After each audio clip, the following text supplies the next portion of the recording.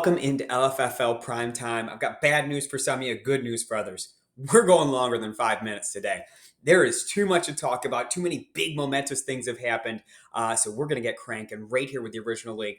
Big news over here. Not surprising news, but big news. Todd, number 1 seed Todd, takes out Greg. Number 2 seed Casey moves on against Miles, setting up a rematch of Super Bowl 26. Super Bowl 27 will be number 1 Todd versus number 2 Casey. And I say to you, Matt Casey is the original rivalry in this league, but man, doesn't get any better than Todd versus Casey. Do you know why? Because this will be our 10th playoff game against each other. That is 3 more than the next closest rivalry. So let's look at Todd's season first. Todd started 1-3, has now won 11 straight games, second longest winning streak in the history of this league, only one short of Ben's record. If he can win the Super Bowl, ties Ben for the longest winning streak ever. I love it. This is Todd's 31st playoff game, tying Matt for the second most all time. The reason I say it's a great game, I'm first all time, and that's that. Todd's 7th Super Bowl, second most all time. I played the most Super Bowls. 3-time champion by Todd. This is also tied for second most all time. 3-time runner-up by Todd. Again, second most all time. 16-14 career playoff record. 3-3 in Super Bowls. And he's going up against, again, the person who's leading in all those categories, right? Most championships, most runner-up finishes, most Super Bowls played, most playoff games played. And I'm being at the right time, too. 4 straight wins for me. All 4 times have been over my 148.7 scoring average on the year. This should be a great game. And on top of all of it, look at this playoff history between Todd and I. 9 times we've already met. It's close. 5-4, my advantage so far. But Todd has the important one. 2-1 in the Super Bowls. Wins in Super Bowl 16 over my Tim Tebow-led squad. Win in 2016 in Super Bowl 22. And then I was able to get some revenge last year in Super Bowl 26. Look at all those games. 93, 95, 98, 2003, 2009, 2010, 14, 16, 20. What a series. I did want to throw in here this. It's not just here we meet in the playoffs. Todd and I have been going at it since 1993. 4-1 for me in our baseball playoff games. Todd, of course, to my chagrin, 4 consecutive basketball championships over me each and every time, 93 through 96. Still upset about it. Still chasing basketball glory because of that moment. Man, this should be a good one. Todd did win our regular season game. Not a big surprise there because he's won so many games in a row. I do hold a slight lead in the series, 35, 27-1. Good luck, my friend. Always fun when we get to play these games. I'm happy to be playing you once again in these leagues. Let's look at the LFFL 2. Ooh, this is getting fun. We have what's coming down to be almost a winner-take-all game going on right here this week. Greg beats Sean. Andy loses. Eric wins. So we're down to 3 teams here, really in the mix. And the reality is this. Eric's going to have trouble catching Greg because he's a game back, and Greg, point scores are a tiebreaker. Greg's like 100 points ahead of him. So this is really coming down to Andy and Greg, and they're playing this week. How awesome. Both 11-5 playing this week. Andy wins. He's a game up with 1 to play. Greg wins it, all but locks it up because he is 100 points ahead of both Andy and Eric at this point in the season. So a Greg win kind of locks it up. An Andy win puts Greg in a tough spot heading into week 18. Certainly, Eric would need 2 losses by Greg, 2 wins by himself, plus Andy to lose once and the point scored to work out. So Eric's a real long shot at this point, but I did put the games in here just in case. All 3 appear to have easier week 18 matchups at this point. Those are 3 of the lowest point scoring teams in the league in week 18. So it's really going to come down to this week is how can they do? Because not only is Greg facing Andy, Eric's facing Bill. So our top 4 teams are all facing each other. We'll see how that shakes out. We're going to skip 3 for a reason I'll tell you about in just a minute. LFFL 4, Eric, your winner this week, touches me out. It's Eric's 3rd win this season, his 12th win, moving into solo 3rd in the history of this league. Posted the 2nd highest score of the 21 season in his win. Whoa, look at how close these standings are. Casey 103, Eric 102, Greg 102, Miles 97. Everyone's still in play. 3 contests left. We'll have 1 this week. We'll have a Saturday in week 18, and we'll have a normal Sunday in week 18 as well. Your other champions, Todd won Thursday night, Greg won Saturday, and I won on Monday. LFFL 5, Eric is taking a solid 40-point lead. It's only a 2-week Super Bowl. So Greg's got to get back in it this week, or Eric is going to spring the upset here and get the win. Very exciting.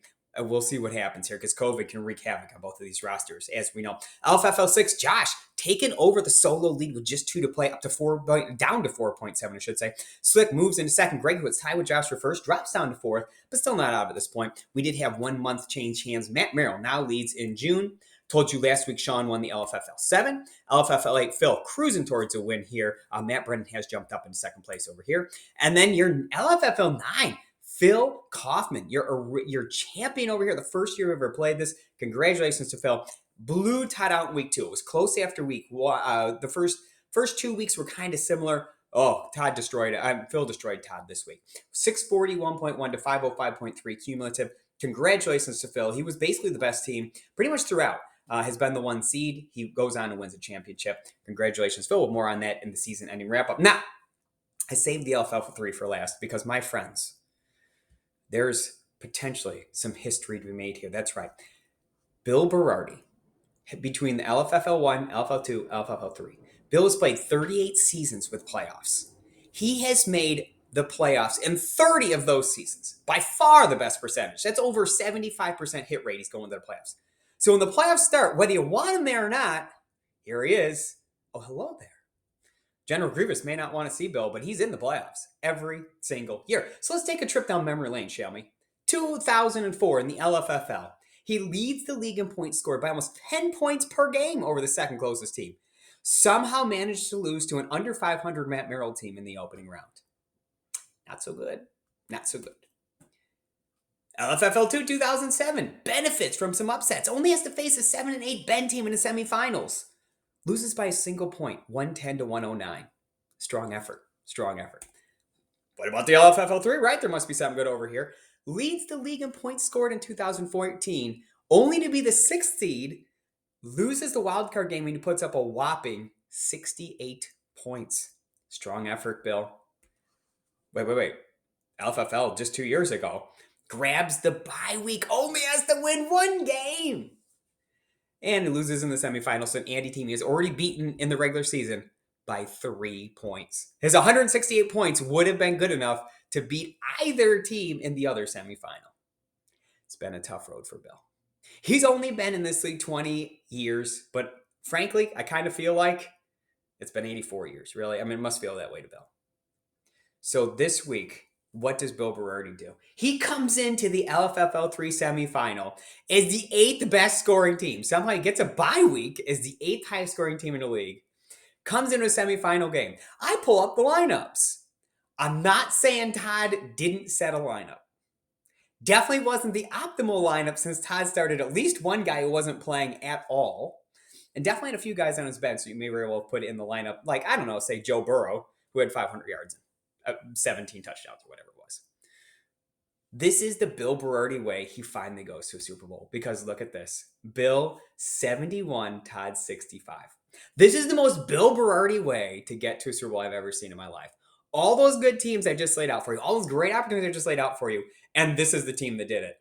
This is not a great team. Bill 71 is the lowest winning playoff score in the 12-year history of this league. Congratulations, Bill. You did it. You're through, my friend. I am so excited for this. I am pumped that Bill finally made it to a Super Bowl. Congratulations. It's been a long struggle for Bill. It's well-deserved. Our friends over there having a party for Bill. So let's talk about the other semifinal game, shall we? Number 4 seed Eric beats number 1 seed Phil. Phil Ruff had a COVID problem. His Delvin Cook. It was going to be an uphill battle from the start. Eric jumped all over him and scored. Look, Eric's been one of the best teams in this league all year long. Bill is going to have a formidable opponent here in Super Bowl 13. So let's look at this. Regular season, Eric absolutely dismantled Bill back in week 2. Let's look at number 2. Bill grabbed that bye week by winning 5 straight to end the season. So he's now riding a 6-game winning streak in spite of his rather poor scoring. It's his 3rd playoff appearance in this league. Got the 3rd straight playoff appearance in this league. Does have now a 4-6 career playoff record. And finally breaks through. Was 0-3 in semis. Finally breaks through. Let's look at our good friend Eric. Won 7 of his last 8 now. 3rd straight playoff appearance. 6 in the last 7 seasons. Now has a 9-7 record overall. He's a 2-time runner-up in this league. So one of these two is going to get a long-awaited first championship in this league. Now, I give Bill a hard time because he doesn't win a lot of these leagues. He's actually won more league titles than Eric has. No one has had more bad luck in Super Bowls than Eric. Bill takes the record for bad luck in wild card and semifinal games. Eric wins the bad luck in Super Bowl awards. Eric has lost Super Bowl by 3 points. Eric's had all sorts of troubles in these Super Bowls. So whichever one of these two gets it, I feel good for them. And I'm so happy to see them both in there. And so, boys, look, I guess one thing to say to both of you: do it. That's right. Get that win. Go get that W. Look at awesome week. I'm so pumped about the week that was, and I'm so excited I got to record a longer episode here. Player of the Year standings, Greg has got this sucker sewed up. There's really no way we're going to catch him at this point. Really just a jockey in a battle for second. Josh, Eric, myself, Phil, all in the mix there. So good luck this week, especially to Bill and Eric as they chase what would be a well-deserved title for both. I wish I'd give the win to both. So good luck this week. I hope to talk to you real soon, my friends. And no matter how many leagues you're playing in, go get those wins.